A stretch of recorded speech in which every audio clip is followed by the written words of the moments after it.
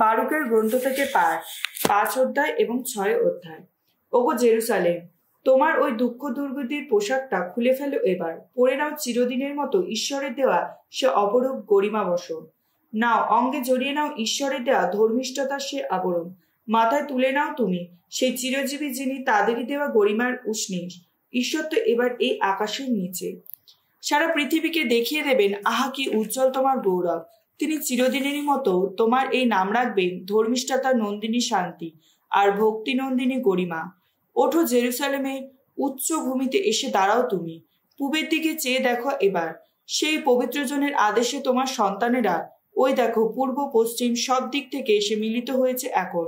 ঈশ্বর যে তাদের কথা ভেবেছেন, আবার এই নিয়ে কত আনন্দিত তারা, যারা একদিন শত্রুর তাড়নায় পায়ে হাঁটা পথে তোমার কাছ থেকে চলে গিয়েছিল দূরে। ওই দেখো ঈশ্বর নিজেই আজ তোমার কাছে তাদের ফিরিয়ে আনছে। বায়িত হয়ে আসছে তারা মহাগরিমায়। রাজা যেমন বসে থাকেন রাজসিংহাসনে, ঈশ্বর তো আদেশ দিয়েছেন এখন নত করে দেয়া হোক প্রতিটি উত্তুঙ্গ পর্বত, সুপ্রাচীন যত গরিমালা, যত উপত্যকা বুঝিয়ে দিয়ে সারা দেশ সমতল করে দেওয়া হোক।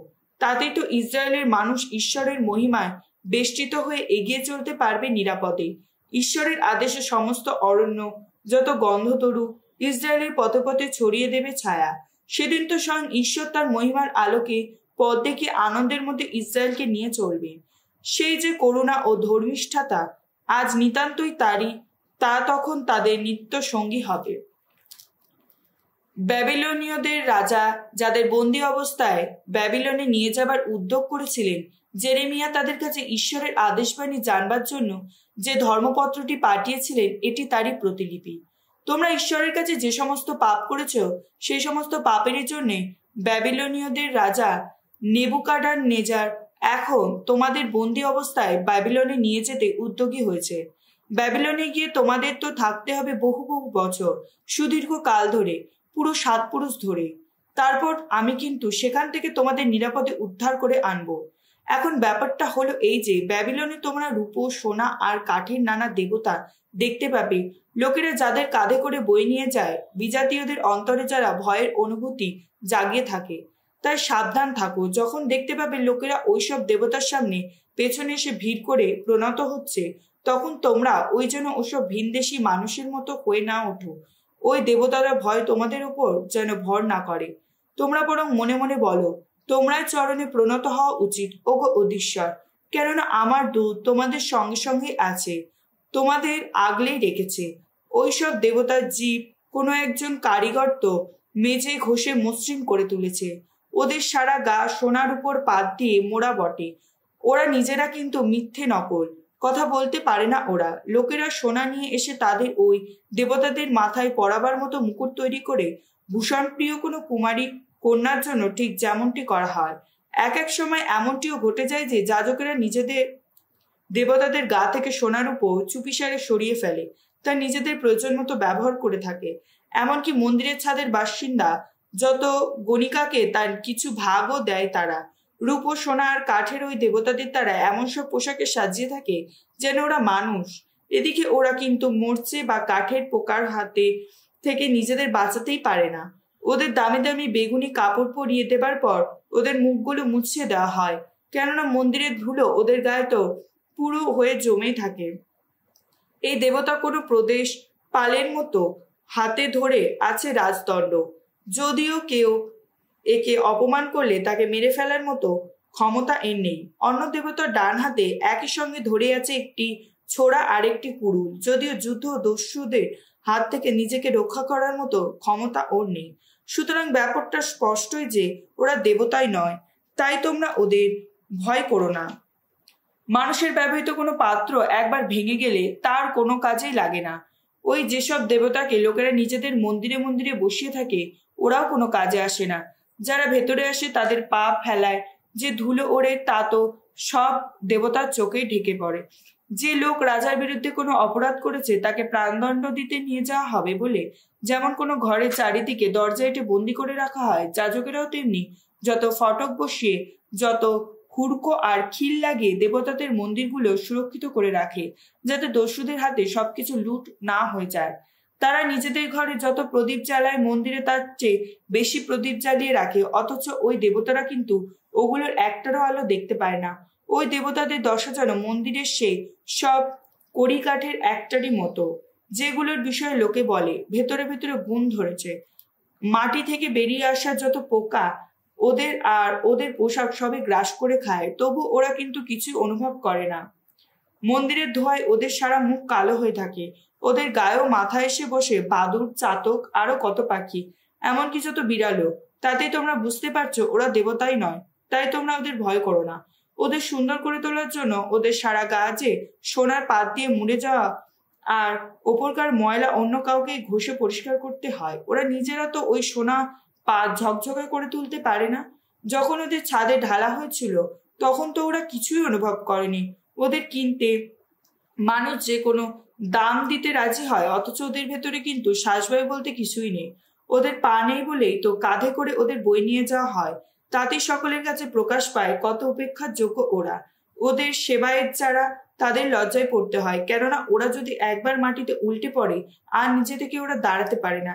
এদিকে ওদের যদি দাঁড় করিয়ে দেওয়া হয় তাহলে ওরা নিজে কিন্তু থেকে নড়াচড়া করতে পারে না। তেমনি ওরা যদি হেলে পড়ে আর আরো সোজা হয়ে দাঁড়াতেও পারে না।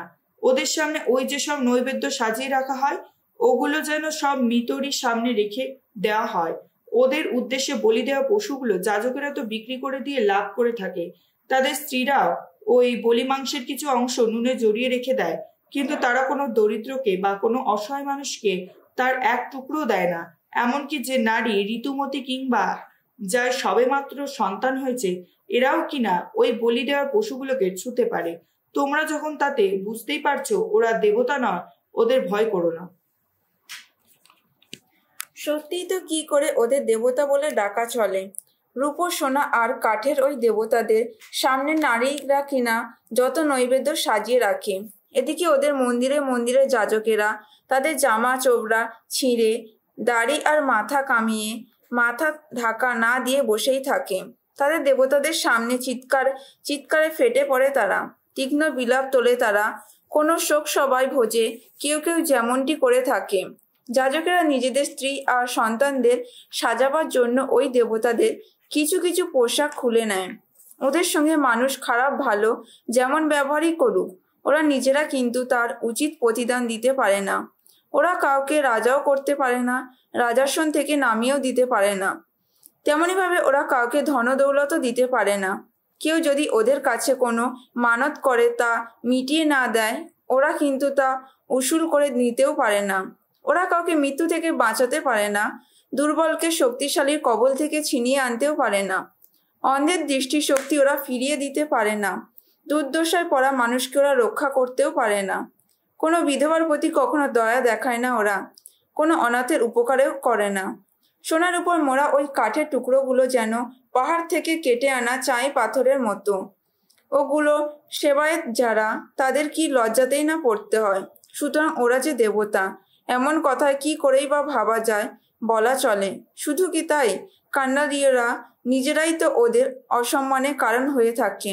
কেননা যে বোবা সে কথা বলতে পারে না, তারা যখন তেমন কাউকে দেখতে পায় তখন তারা তাকে তো ওই বেল দেবের কাছে নিয়ে যায় আর প্রার্থনা জানায় বেল যেন ওকে কথা বলার শক্তি দেয়।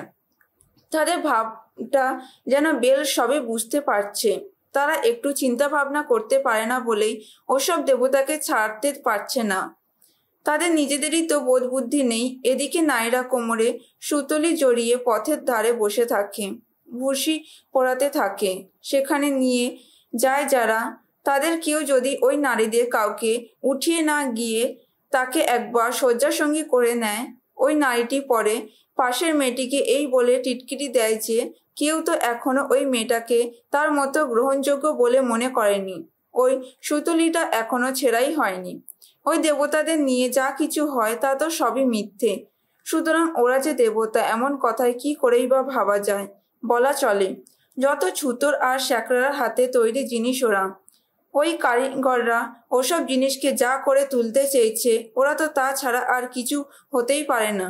যারা ওসব জিনিস তৈরি করেছে তারা নিজেরাই তো খুব দীর্ঘজীবী হবে না, তাহলে তারা ওই যা কিছু তৈরি করেছে তা কি করেই বা দেবতা হতে পারে? তাই পরবর্তীকালে মানুষদের কাছে তারা যা রেখে যায় তা তো মিথ্যে নকল, তা তো লজ্জারই ব্যাপার। যখন কোনো যুদ্ধ না বা অন্য কোনো বিপর্যয় ওগুলোকে বিপন্ন করে তোলে, তখন যাজকেরা তো পরামর্শ করে দেখে কোথায় ওই দেবতাদের সঙ্গে তারা নিজেরা লুকিয়ে পড়তে পারবে। সুতরাং ওই যারা যুদ্ধ থেকে বা ওসব বিপর্যয় থেকে নিজেদের বাঁচাতে পারে না, তারা যে দেবতা নয় তা উপলব্ধি না করা কি সম্ভব? এত কিছুর পরে এই কথা মানুষেরা বুঝতে বাকি থাকবে না যে ওসব জিনিস সোনার উপর মোড়া কাঠের টুকরোই যখন, ওগুলো তো নিতান্তই মিথ্যে নকল। তখন সমস্ত জাতির কাছে এবং রাজাদের কাছে এ কথা স্পষ্ট হয়ে উঠবে যে ওগুলো তো দেবতা নয়, বরং মানুষের হাতে তৈরি কোনো কিছু। ওগুলোর মধ্যে ঈশ্বরের কোনো শক্তি কাজ করছে না। সুতরাং কারোর কি এখনো বুঝতে বাকি আছে যে ওগুলো দেবতাই নয়? একটি দেশের ওপর কোনো রাজাকে বসাতে পারে না ওরা, মানুষকে বৃষ্টি দিতে পারে না ওরা নিজেদের ব্যাপারে কোনো বিচার নিষ্পত্তি করতে পারে না। যার প্রতি কোনো অন্যায় করা হচ্ছে তাকে বাঁচাতে পারে না। কোনো কিছু করার ক্ষমতা ওদের তো নেই। ওরা যে আকাশ ও পৃথিবীর মাঝখানে ভাসতে থাকা যত কাকেরই মতো।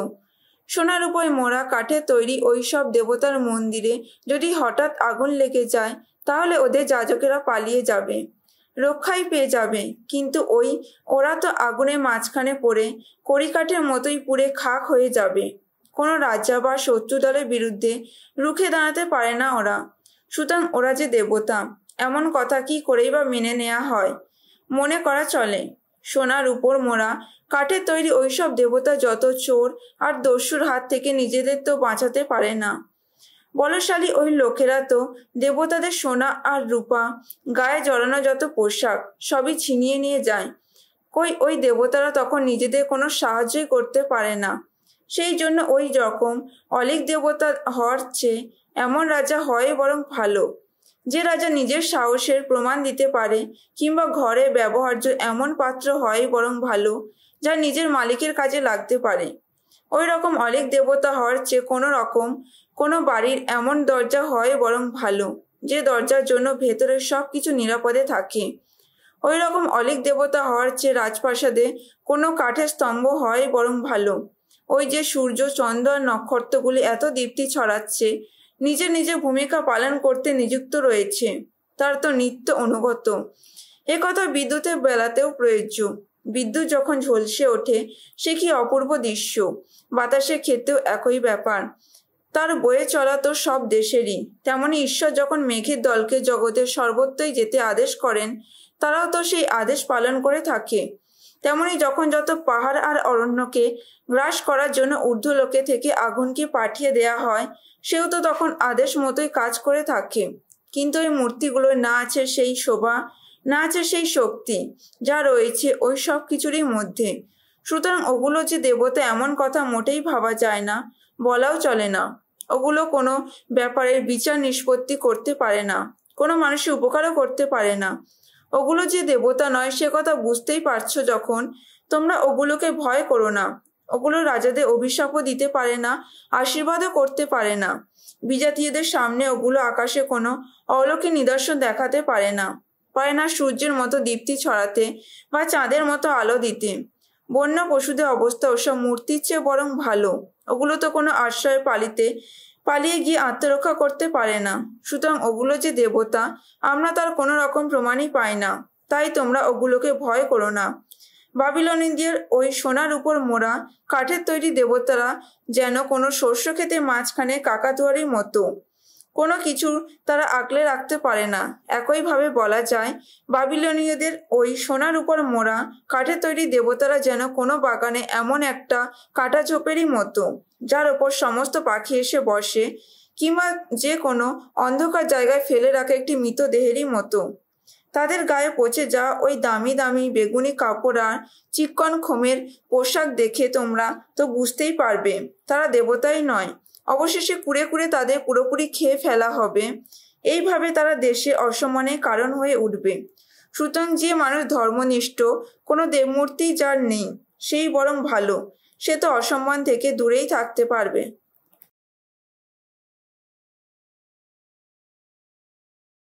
বেনশিরা গ্রন্থ থেকে পাঠ, 27 অধ্যায় 1 থেকে 15 পদ। অনেকেই লাভের মোহে পাপ করে থাকে, যে মানুষ ধনী হবার চেষ্টায় থাকে সে তো কর্তব্যের দিক থেকে দৃষ্টি ফিরিয়েই রাখে। যেমন কোনো খুঁটি দুটো পাথরের ফাঁকে শক্ত করে ঢুকে বসে যায়, পাপ তেমনই বেচা কেনার মাঝখানে কখন ঢুকে যায়। কেউ যদি স্ত্রীর দৃঢ় মনে প্রভুকে সমীহ না করে তবে অচিরেই ভাঙবে তার ঘর। একটা চালুনি ঝাঁকিয়ে নিলে ভেতরে শুধু ময়লাই পড়ে থাকে।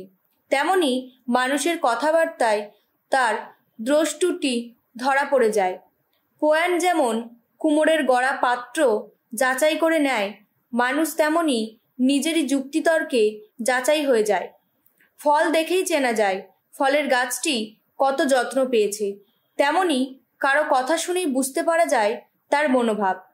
কেউ কথা বলার আগেই তার প্রশংসা করো না, কেননা এতেই তো যাচাই হয় কে কেমন মানুষ। তুমি যদি সত্যি ধার্মিকতা লাভে প্রয়াসী হও তবে তুমি তা লাভ করবেই। ধার্মিকতা হয়ে উঠবে তখন তোমার গৌরবের বসন। এক জাতের পাখিরা একই জায়গায় এসে বসে, তেমনি সত্যাচারী যারা, সত্য তো এসে থাকে তাদেরই মাঝখানে। সিংহ যেমন শিকার ধরবে বলে ওত পেতে থাকে, অপকর্মাদের ধরতে পাপও তেমনি অপেক্ষায় থাকে। ধর্মশীল মানুষের কথাবার্তায় সর্বদাই প্রজ্ঞার প্রকাশ, কিন্তু নির্বোধের মতিগতি চাঁদের মতোই বদলে যায়। যাদের বোধ বুদ্ধি নেই তাদের সঙ্গে থাক সময় মেপেই, কিন্তু চিন্তাশীল যারা যত বেশি পারো তাদের সঙ্গে সঙ্গে থাকো। মূর্খদের কথাবার্তা নিতান্তই বিরক্তি জাগায়। তাদের পাপ আমোদ প্রমোদের মধ্যে ফেটে পড়ে তাদের অট্টহাসি। যে কথায় কথায় দিব্যি দিয়ে থাকে তার ভাষা শুনে ঘেন্নায় গায়ে কাঁটা দেয়। সে কারো সঙ্গে ঝগড়া করলে মানুষ তো কানে হাত চাপা দেয়।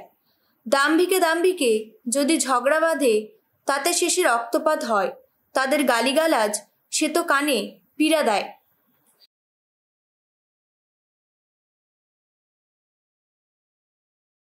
রচিত মঙ্গল সমাচার 10 অধ্যায় 22 থেকে 42 পদ। জেরুসালেমে মন্দির প্রতিষ্ঠা পর্বের দিন এসে গেল। তখন শীতকাল। যিশু মন্দিরের মধ্যে সলোমন অলিন্দে পায়চারি করছেন। এমন সময় ইহুদি ধর্মনেতারা তার চারপাশে এসে জড়ো হতে লাগলেন। তারা তাকে বললেন, আর কতদিন আপনি আমাদের এইভাবে সংশয়ের মধ্যে ফেলে রাখবেন? আপনি যদি খ্রিস্টই হন তাহলে সে কথাটা আমাদের স্পষ্ট করেই বলুন। যিশু উত্তর দিলেন, আমি তো সে কথা আপনাদের বলেইছি, কিন্তু আপনারা তো বিশ্বাস করছেন না। আমার পিতার নামে আমি যা কিছু করেছি সেই সমস্ত কাজেই তো আমার স্বপক্ষে সাক্ষী দিচ্ছে, অথচ আপনারা তবুও বিশ্বাস করছেন না, কারণ আপনারা যে আমার মেষ নন। আমার মেষগুলি আমার কণ্ঠস্বর শোনে, আমি তাদের চিনি আর তারা আমার পিছু পিছু চলে। তাদের আমি দিই শাশ্বত জীবন, তারা কখনো বিনষ্ট হবে না, আর কেউ আমার কাছ থেকে তাদের ছিনিয়ে নিয়ে যেতেও পারবে না। আমার পিতা যিনি আমার হাতে তাদের তুলে দিয়েছেন সকলের চেয়ে মহান তিনি। কেউ আবার পিতার কাছ থেকে কোনো কিছু ছিনিয়ে নিয়ে যেতে পারে না। আমার পিতা আর আমি, আমরা এক। এই সব ইহুদি ধর্মনেতা এবারেও যিশুকে পাথর ছুঁড়ে মেরে ফেলার জন্য পাথর কুড়োতে লাগলেন। যিশু তখন বলে উঠলেন, আমি স্বয়ং পিতার শক্তিতে আপনাদের সামনে অনেক ভালো কাজই করেছি। আপনারা এখন ওই সব কাজের কোনটির জন্য আমাকে পাথর ছুঁড়ে মেরে ফেলতে চাইছেন? ইহুদি ধর্মনেতারা উত্তর দিলেন, আমরা যে আপনাকে পাথর ছুঁড়ে মেরে ফেলতে চাইছি তা আপনার কোনো ভালো কাজের জন্য নয়, বরং আপনার সেই ঈশ্বর নিন্দার জন্য, কারণ মানুষ হয়ে আপনি নিজেকে ঈশ্বর বলে দাবি করছেন। উত্তরে যিশু তাদের বললেন, আপনাদের নিজেদের বিধান গ্রন্থে কি এই কথা লেখা নেই যে পরমেশ্বর বলেছেন তোমরা হচ্ছে দেবতা? তাহলে দেখা যাচ্ছে পরমেশ্বরের এই কথা যাদের লক্ষ্য করে বলা হয়েছে তাদের তো এখানে দেবতাই বলা হয়েছে। আর শাস্ত্র তো কখনো খণ্ডন করা যায় না। তাহলে স্বয়ং পিতা পূর্ণ কর্মদায়িত্ব দিয়ে যাকে এই জগতে পাঠিয়েছেন আমাকে আপনারা কি করে বলছেন আপনি ঈশ্বর নিন্দা করছেন? আর তা বলছেন যেহেতু আমি বলছি আমি ঈশ্বর পুত্র। আমার পিতা নিজে যা করেন, আমি যদি তেমন কাজ না করি তাহলে আমাকে অবশ্যই বিশ্বাস করুন, যাতে আপনারা জানতে আর বুঝতে পারেন পিতা আমার মধ্যেই রয়েছেন আর আমি পিতার মধ্যেই রয়েছি। যারা আবার তাকে ধরতে চেষ্টা করলেন, কিন্তু তিনি তাদের হাত এড়িয়ে সরে পড়লেন। যিশু আবার জর্ডনের ওপারে সেইখানে গেলেন যেখানে যোহন প্রথম দিকে লোকদের দীক্ষাস্থান করতেন। তিনি সেখানেই রইলেন।